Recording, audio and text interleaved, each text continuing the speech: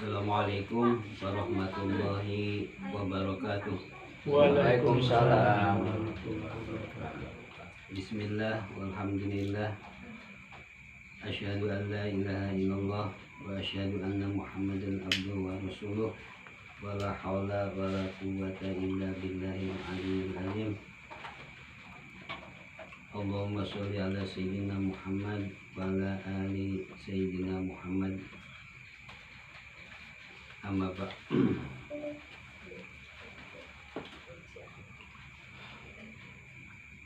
Para sahabat sekalian, alhamdulillah ya. Malam ini kita bisa lagi bersilaturahim sesama Jamiah wa Mimah Pasundan, yang mana alhamdulillah juga guru kita semua Kanjeng Syarif bisa bisa hadir dalam forum silaturahmi ini, yang mana beliau jauh-jauh dari Banten Susukan ya, menemui kita semua. Nah, ini merupakan sebuah kenikmatan yang mana sepatutnya kita semua mensyukurinya.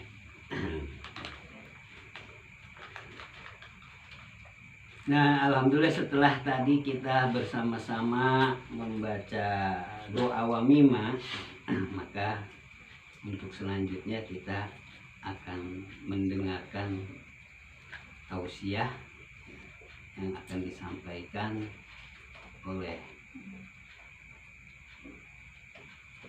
guru kita Kanjeng Syarif. Namun sebelumnya saya akan membacakan beberapa hadis yang nanti hadis tersebut akan diuraikan oleh guru kita semua. Untuk itu mari kita sama-sama mendengarkannya. Bismillahirrahmanirrahim. Di sini ada sebuah hadis yang mana hadis ini akan menerangkan tentang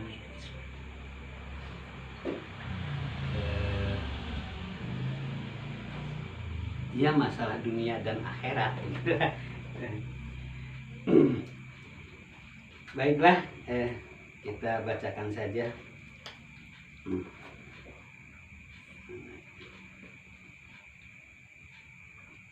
Bismillahirrahmanirrahim.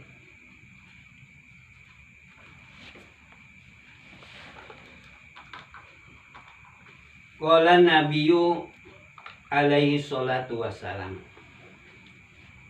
Nabi alaihi salatu wassalam telah mengatakan, innallaha lam yakhluq khalqan.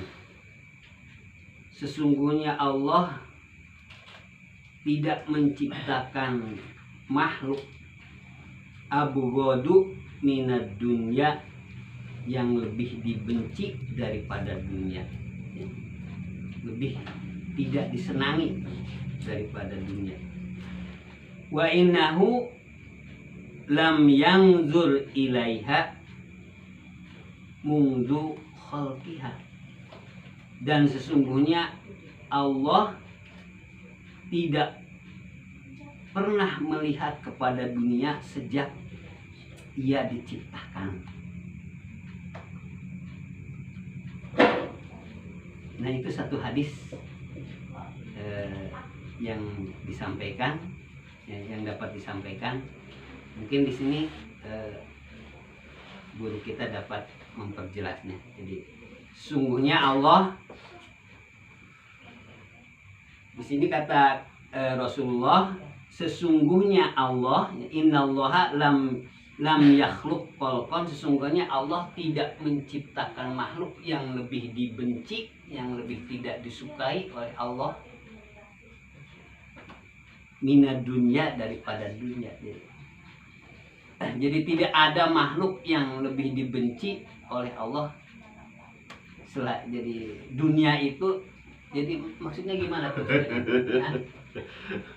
Ya kalau yang nyaman mah begini aja, kalau yang nyaman mah ya hadis tadi tuh. Maksudnya gimana tuh? Mungkin begini ya, mungkin begini. Kata Rasulullah, Ya. maksudnya gini. Allah itu ya tidak senang kepada makhluknya, ya kepada manusia siapapun gitu ya, yang manusia tadi selalu menghamba kepada dunia. Ya. Mungkin gitu. Gitu. Kalau kalimat seperti itu kan jadi ya, kalimat jadi ya.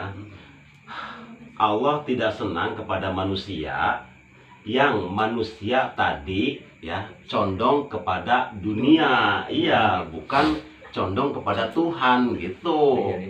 Kalau gitu pas. Karena kan begini, kata Allah sendiri ya. Allah tuh palebe ya menciptakan manusia ini ya, Pak Budi. Allah menciptakan manusia itu lebih baik dari apapun. Ya, ya. Gitu. Allah menciptakan manusia itu lebih baik dari apapun. Makanya ya manusia jangan condong mencintai apapun selain Allah. Gitu. Nih, dengerin ya. Kalau malaikat menghamba kepada Tuhan dengan mengabdi kepada kita manusia, iblis menghamba kepada Tuhan dengan apa? Menggoda kita manusia supaya kita dimasukkan oleh ya maksudnya jerat-jerat iblis itu ya. Siapapun nanti kalau terjerat oleh iblis nanti akan dimasukkan ke dalam neraka gitu. Sebenarnya mah. Jadi sebenarnya di sini ya dunia itu sebenarnya mah sampah. Dunia itu sebenarnya sampah gitu. Karena begini, dunia yang aslinya ya dunia nih kita sebut harta saja dulu ya. Harta itu adalah fasilitas dari Allah untuk manusia ya, untuk menghamba kepada Allah. Jadi harta itu fasilitas kita ya. Kita manusia dikasih fasilitas oleh Allah berupa materi untuk menghamba kepada Allah. Makanya tadi ya yang dibaca oleh kita bareng-bareng wa mimma razaqnahum yunfikun, itu artinya ketika siapapun dikasih rizki oleh Allah ya, maka di dalam rizki itu ada hak orang-orang, anak-anak yatim, jompo, sosial gitu. Nah, materi harta diciptakan oleh Allah itu untuk berbagi gitu. Karena nanti ketika seumpamanya ya harta itu dibagikan dengan orang lain ya, itu bukti kita mencintai Tuhan di sana. Jadi harta itu bukan segala-galanya, akan tetapi yang segala-galanya itu Tuhan gitu loh. Maksud hadis di situ tuh seperti itu. Jadi nanti manusia itu akan lebih hina ya Muhammad. Manusia itu akan lebih hina daripada dunia ketika manusia itu menghambanya kepada dunia, bukan menghamba kepada Tuhan. Tuh, kakarak, kapanggih, lamun pas gitu mah. Jadi pas kata Rasulullah juga. Gitu. Jadi kita semua yang ada di dunia ini adalah hamba-hamba Allah, bukan budak-budak dunia. Setuju. Dijadikan indah pandangan setiap manusia kecintaan terhadap dunia. Jadi di dunia mah harta, wanita, Di dunia mah iya Lah kamu diperkuda. palebe di dunia mah nya lamun teu teh mah harta teh lamun teu mah harta teh ngan saukur kos kieu kamu dikasih harta oleh Allah ya sebenarnya supaya fasilitas kamu di alam dunia ini membaik gitu sebenarnya mah. Makanya kan ada kalimat gini, kalimat yang itu tuh Muhammad yang satu hadis juga, ad-dunya sidnul mukmin ya wa jannatil kafir. Ya betul. Nah, ad-dunya sidnul mukmin wa jannatil kafir teh ya. Maksudnya begini, ad-dunya sidnul mukmin tuh kalau be. Ya. Maksudnya mah dunia ini adalah penjara bagi orang mukmin, Ya, ya. orang-orang beriman. Cuman kita memaknainya jangan penjara bener-bener penjara. Gitu.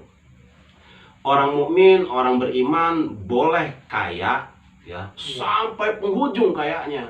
Bila perlu setengah dunia ini adalah harta dari orang mukmin, orang beriman tadi. Akan tetapi harta dunia seperti apapun banyaknya, nanti ketika ya kita bertemu dengan Tuhan itu akan lebih nikmat. Itu artinya mah bertemu dengan Tuhan itu akan lebih nikmat. Dunia yang setengah dunia itu yang dia miliki itu yang nggak ada apa-apanya. Ketika nanti bertemu dengan Tuhan gitu. Makanya yang setengah dunia itu diibaratkan seperti penjara. Gitu. Penjara tuh bukan benar-benar kita orang mukmin di sini terpenjara, ruang lingkupnya terbatas gitu. Bukan seperti itu. Penjara itu maksudnya bertemu dengan Allah nanti akan lebih nikmat. Masya Allah. Berarti definisi penjara ahli fikih dengan ini bedanya. Ya beda banget. Terus Nah, wajannatil kafir. Kafir di sini tuh maksudnya bukan hanya untuk satu agama, ya. Karena apa? Kafir itu yang namanya kafir tuh Pak Budi, ketertutupan hati, gitu. Ketertutupan hati kita, ya, dari harta yang kita dapatkan, ya, tidak merasa diberi oleh Allah. Itu namanya kafir. Kafir itu orang sombong, kafir. Orang bakhil, kafir. Gitu. Jadi kafir itu bukan untuk satu golongan, tapi untuk siapapun yang hatinya tertutup. Gitu, Mamet. Nah, tertutup juga bisa dari nasihat-nasihat. Nasihat-nasihat kebaikan nggak masuk gitu. Karena apa? Merasanya dirinya itu udah pinter gitu. baik. Iya, sudah merasa dirinya lebih baik dari siapapun. Sehingga ada nasihat yang baik datang dari siapapun ya, dia nggak nerima gitu. Itu juga namanya kafir. Sombongan dirinya. Iya gitu. Nah, kafir di masa Rasulullah. Ya. Diingat Muhammad ya. Kafir di masa Rasulullah siapa coba? Mereka siapapun ya. Yang ketika Nabi berdakwah ya, dia menghalang-halangi, itu namanya kafir. Kafir di masa Rasulullah. Ya. Kafir di masa penciptaan Adam, yaitu iblis. Kenapa? Karena dia merasa lebih Baik. ya, lebih baik dari Manusia. Nabi Adam. Gitu. Pada ada pintaran dia. Sombong. Iya, kesombongan itu. Gitu. Nah, di kesombongan itu yang namanya kafir itu kesombongan. Alasannya kenapa kata iblis? Aku dicipta oleh Allah dari api, sementara Adam dicipta oleh Allah dari tanah gitu. Jadi alasannya nggak pas banget. Kalau di api itu kan hanya ada pembakaran karbon aja kan. Tapi kalau di tanah segala unsur apapun ada gitu. Nah, itu pembahasan istilahnya ya, orang-orang yang kafir itu begitu.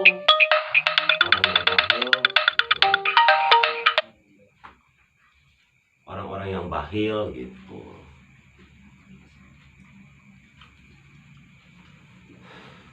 Nah, sebenarnya ya, sebenarnya gini, di dalam hati orang yang beriman, di dalam hati orang yang beriman ya,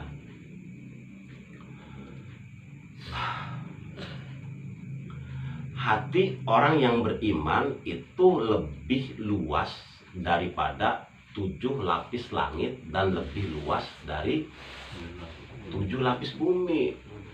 Sebenarnya mah hati orang yang beriman itu lega gitu, ada kenyamanan, ada ketenangan, ada kedamaian. Nah, kita akan termasuk orang yang beriman itu ya, ketika diberi harta oleh Allah dan kita memanfaatkan harta itu sesuai dengan yang diinginkan oleh Tuhan gitu. Jadi nanti di penghujungnya ya, kalau kita banyak berbagi dengan sosial, seumpamanya dengan seumpamanya orang-orang yang membutuhkan gitu kan. Nah, itu namanya harta kita yang kita taruh untuk Tuhan gitu. Kira-kira seperti itu, Muhammad, penjelasannya itu. Lanjut. Kalau diurainya seperti tadi itu pas. Ya, sekarang yang kedua. Bismillahirrahmanirrahim. Qala alaihi salatu wassalam, idza talabtum minad dunya syai'an fata'assaru alaikum, wa idza talabtum minal akhirati syai'an fatayassara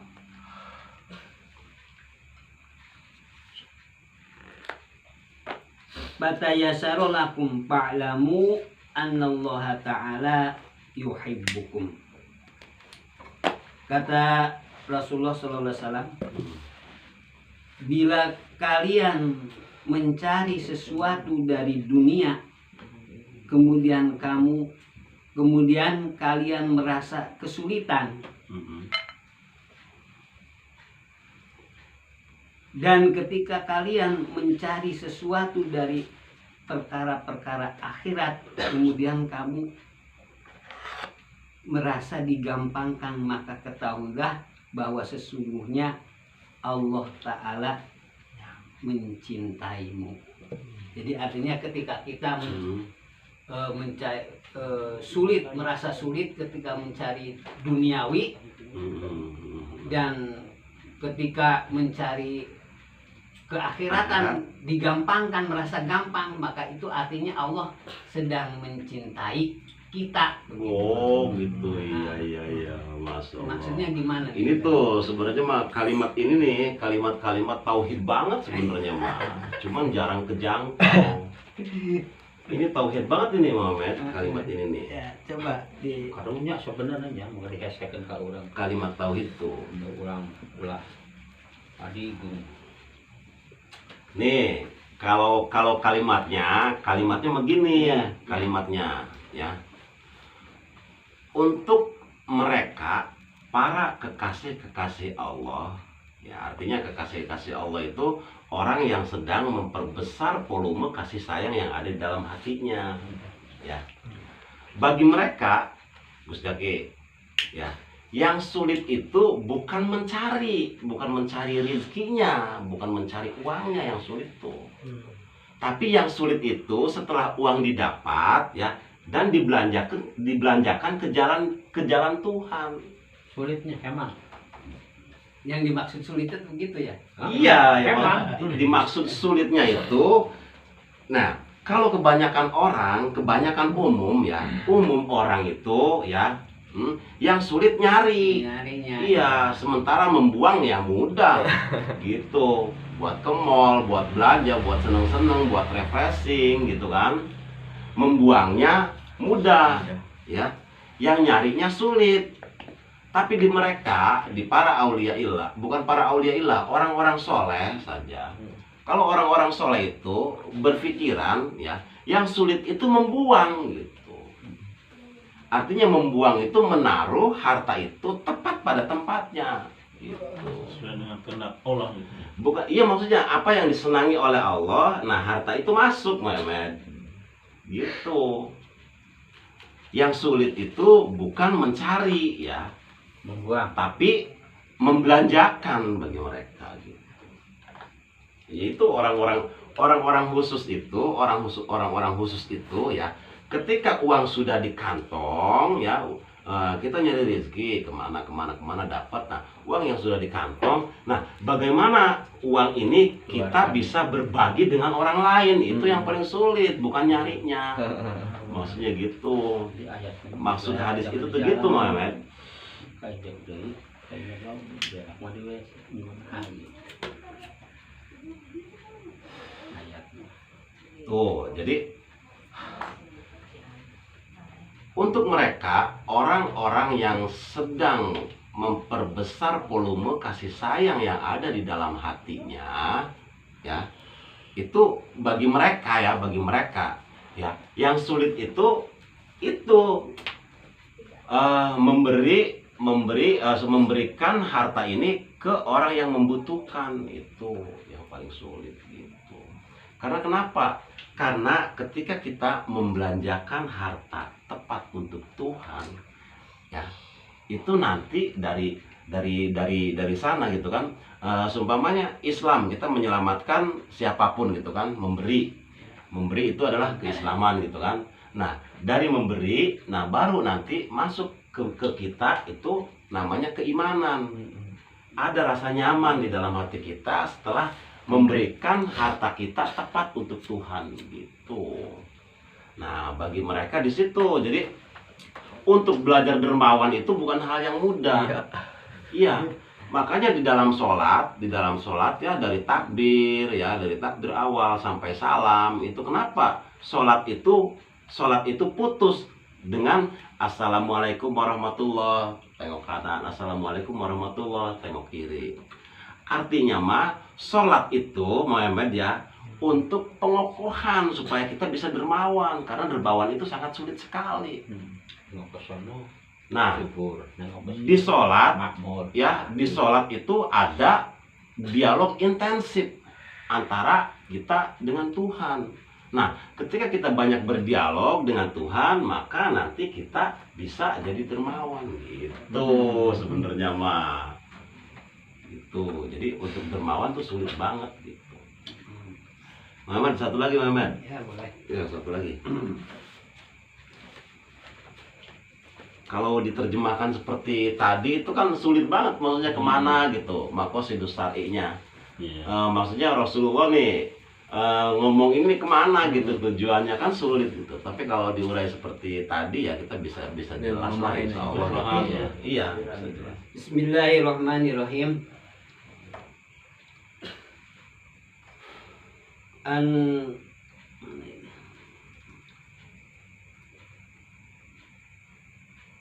An Amr bin Shu'aib annahu qala Rasulullah sallallahu alaihi wasallam Sallallahu alaihi.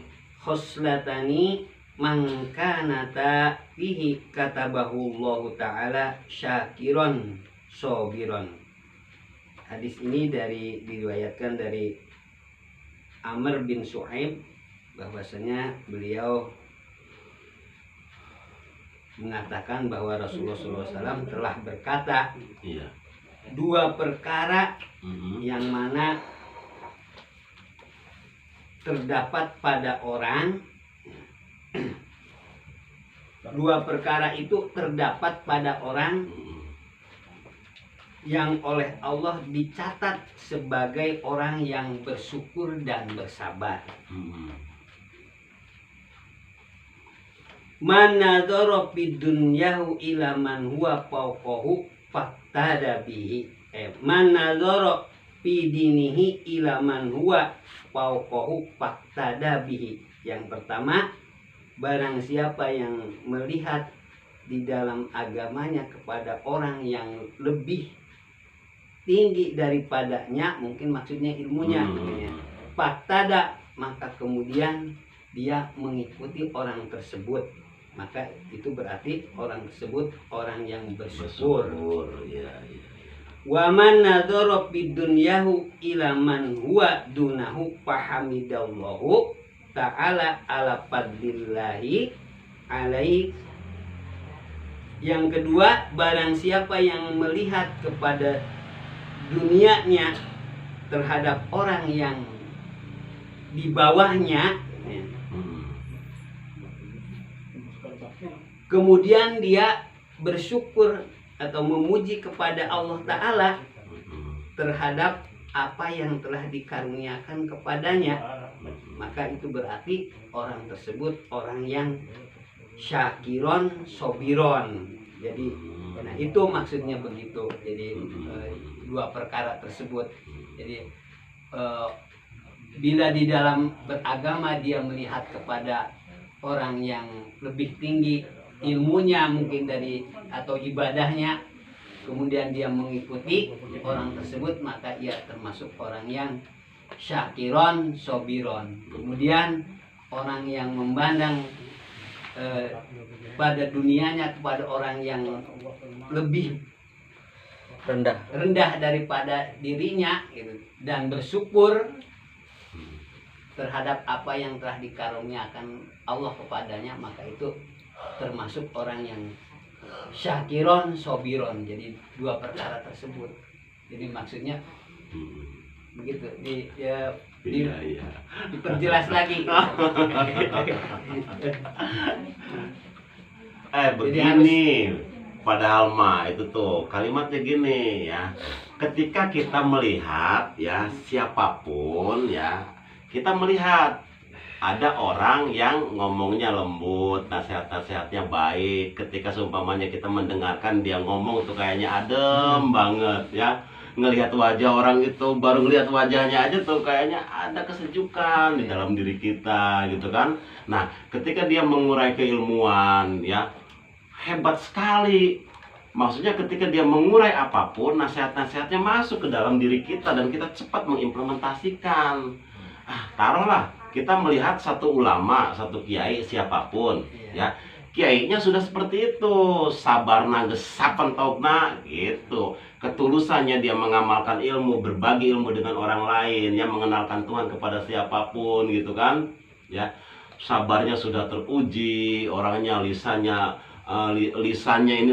penuh nasihat, perilakunya bisa untuk suri tauladan gitu kan ya. Nah, artinya ketika kita melihat ada orang yang seperti itu, kita bergegas cepat ikuti. Gitu. Artinya mah di mereka, di orang yang seperti yang dituju pertama itu ya, di sana tuh ada kedamaian, ada ketenangan di diri orang itu. Makanya kita cepat bergegas ya, kunjungi mereka, orang-orang soleh gitu. Kenapa? Karena dari orang-orang soleh ini ya, selalu terus meluncur nasihat-nasihat kebaikan yang untuk kita. Ketika kita melihat ada orang yang seperti itu, cepat kita bergegas gitu maksudnya mah. Mengabdi ke mereka. Nanti dengan pengabdian kita kepada orang soleh itu ya, kita nanti akan mendapatkan kenyamanan. Karena begini, Muhammad, informasinya. Bagaimana caranya supaya kita bisa dekat dengan Tuhan? Bagaimana caranya kita bisa ya dekat dengan Allah? Ya tentunya kita harus mendekati ya siapapun yang menurut kita adalah orang dekat Tuhan, gitu Pak Lebe. Gitu. Nah, kalau kita ingin menjadi kekasih Allah, maka kita harus ya dekat dengan kekasih Allah itu. Gitu. Nah, kekasih Allah ini, kekasih Allah tuh, Jaki, apa ciri-cirinya? Ya, kekasih Allah itu ciri-cirinya ya. Ciri-ciri dari kekasih Allah itu dia hanya memberi dengan tanpa meminta imbalan apapun. Iya, memberi dengan tanpa pamrih, itu ciri-ciri dari auliaillah. Dia hanya memberikan ilmunya ke siapapun, tapi dia tidak pernah berharap. Gitu. Apalagi meminta ya? Iya, apalagi berharap pun enggak gitu. Dia hanya seumpamanya kata Allah seperti apa ya dia diucapkan ke mereka. Mereka mau mengerjakan silakan, enggak pun enggak apa-apa. Ya, auliaillah, orang-orang soleh itu enggak bakal ada kemarahan. Kalau ada kemarahan ya mungkin juga, kalau ada kemarahan ya mungkin karena Tuhannya dilecehkan paling. ya itu juga ya hanya sekali-kali lah gitu. Dah, satu ya ke atas. Nah, kalau kita melihat ke bawah, ada orang yang ilmunya lebih rendah daripada kita, gitu maksudnya mah. Kalimat hadis tadi tuh. Nah, ketika ada yang ilmunya lebih rendah daripada kita, ya maksudnya kita doakan ke mereka supaya dia senang pada keilmuan, supaya dia belajar mengkaji keilmuan gitu. Kita doakan semoga orang yang di bawah kita ini ya nanti dia senang keilmuan juga dan dia nanti juga akan mendapatkan kenyamanan hati gitu maksudnya mah. Jadi ketika ada ya orang soleh kita bergegas, tapi ketika ada orang yang bodoh ya kita jangan memalingkan muka gitu aja sebenarnya mah. Gitu. Terus Nah, yang ini kalau masalah yang tadi yang akhirnya tuh keduniaan gitu. Iya, kalau di keduniaan tuh kita jangan melihat seberapa banyak dia hartanya, tapi lihat seperti apa kemanfaatan untuk orang lain.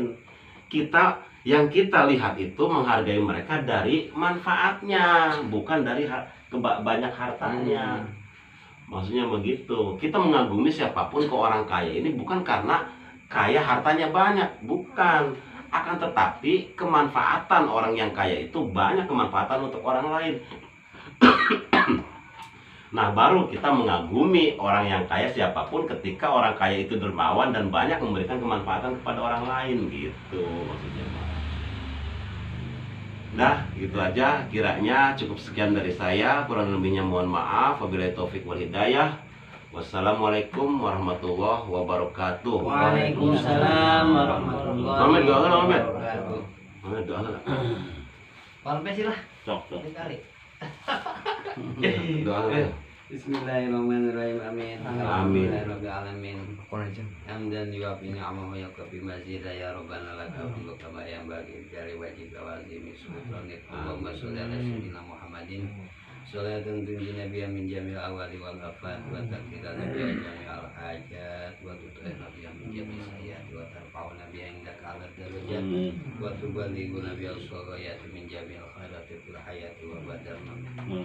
Allahumma anta dzul azim wa anta dzul karamil amin fatafadhal alaina wa akrimna bi bihadil afi wal maghfirah wa rahmati wa salamati wa ridha wa sa'adati wa siyati wal izzati wal barakati wal istiqomah wal majdi wa siti jamil wa khatimati sa'adati wa husnul khatimati wa husnul khatimati wal aqibah wa sihhati wal afiyah wa wa batin fid dunya wal akhirah. Allahumma ya Allah anta dzul qadil hatim wa anta dzul karamil amin wa tafaddal alaina wa aqimna bi bihadil afi wal maghfirah wa tafaddal alaina bi bihari ulumin nafi'ah wal a'mali sholihatil maqbulah wa amwalil katsiratin nafi'ah dunyan wa ukhra wal mu'alafatin nafisatin nafi'ah dunyan wa ukhra. Allahumma rabbana atina fid dunya hasanah wa fil akhirati hasanah wa qina adzabannar wa sallallahu ala sayyidina Muhammadin wa ala alihi washabihi wasallam. Subhana rabbika rabbil izzati amma yasifun wa salamun alal mursalin walhamdulillahi rabbil alamin. Wassalamualaikum warahmatullahi wabarakatuh. Waalaikumsalam warahmatullahi wabarakatuh.